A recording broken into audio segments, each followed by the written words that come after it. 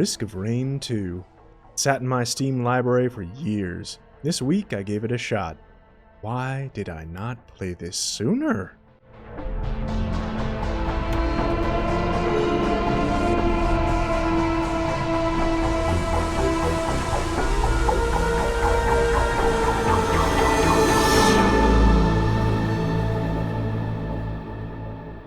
Yes, the sequel to Risk of Rain is here at last. Well, technically it was here at last 4 years ago, but I needed time for it to go on sale, forget about it, bury it in my backlog, and dig it up when I was looking for something new to play. But better late than never. I played it, and I'm here to tell you something that you probably already knew. Risk of Rain 2 is pretty damn good. The story begins with us returning to the same planet as the first game, for reasons that aren't very clear. You crash land on a hostile alien world, shoot your way through everything that stands in your way, and escape. Your first order of business is survival. Actually, back that up a bit. Your first order of business is picking a character. There's plenty, and I haven't even unlocked them all. These are just the ones I've tried. Commando's back from the first game for another tour of duty, dodge rolling his way out of danger and into our hearts. Versatile, reliable, lovable. He may not have the biggest guns, but he certainly has the biggest spirit. If he were watching this, he'd click the subscribe button. I imagine. Huntress, who ticked the wrong box on her application and wound up here instead of a fantasy game, even has a fantasy weapon, a bow that's easier to use than a gun, which is a great choice if you suck at aiming. Terrible choice if you suck at dodging. Multi is sorta like Wall-E if you tore his cute little eyes off and forced him to shoot things. His special talent is being able to navigate any terrain on skateboard wheels. He can switch modes to use different weapons, which is probably useful if you're the type of player that remembers to do that. He can ram enemies like a little bulldozer unless they're bigger than him, and then he's more like a little shopping cart. The Bandit is a lone gunslinger, which isn't that special in a place where everyone is alone and slinging guns already. He's got a shotgun, he can shank enemies if they get too close or cheat at cards, and smoke bombs for tactical Batman maneuvers. Engineer has the gear. He's got bombs on his back, mines up his sleeve, and turrets in his pockets. He lacks mobility, as many engineers do. He got straight A's in math but failed PE, so you're gonna have to stand your ground a lot. Luckily, with turrets down and a shield up, you can handle almost anything, at least until you hit that one pack of enemies who can smash your setup, and then you're gonna wish you'd done more cardio. Finally, Railgunner, a sci-fi sniper. Apparently comes with a DLC I don't remember buying. You might think sniping in a game with this much openness would be pretty broken, cause it is. Sniping is great for long distances, but for close-up enemies, you're gonna wanna also snipe them, cause it's just better all around. She's a bit busted, but it's okay. They balance her out by also giving her tankiness and mobility. Once you've made your pick, dive in. First, take a moment to enjoy the view. Just kidding. Don't take a moment to do anything. Ever. Move.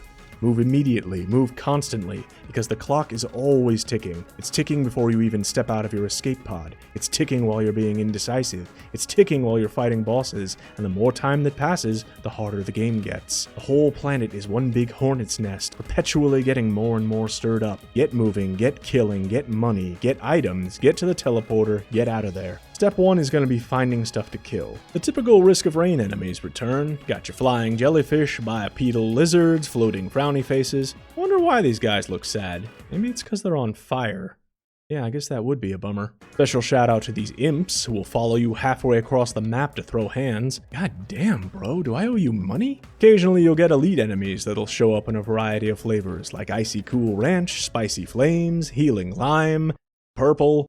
Bosses too, of course, and these are no joke, even if some of them look like one. I've been killed by this damn spider cauldron more times than I like to admit. Dude has some serious firepower. Pretty much all bosses have some kind of melt you instantly type ability, which inevitably you'll discover the hard way. Granted, you'll learn most things in this game the hard way. The first 5 hours or so will be tough. Roguelikes generally have a learning curve. The amount of fun you have and the things you're allowed to see is tied to your skill level, so get good as quick as you can. Which leads me to what might be my only criticism of the game. The first level is kinda boring. It only takes a few minutes, but it's at the beginning of every single run. When you're learning and dying, you're gonna see it a lot. Every time you get ragdolled by a walking soup pot, you have to pay a 5-minute boredom tax just to get back into the game. Not a huge deal, and as you get good enough to have longer runs, it's a smaller and smaller part of each playthrough, but still, if there was one thing I would tweak, it would be to spruce this up somehow. There's plenty of variety farther into the game, though. Tropical forests, deserts, snowy tundra, hell.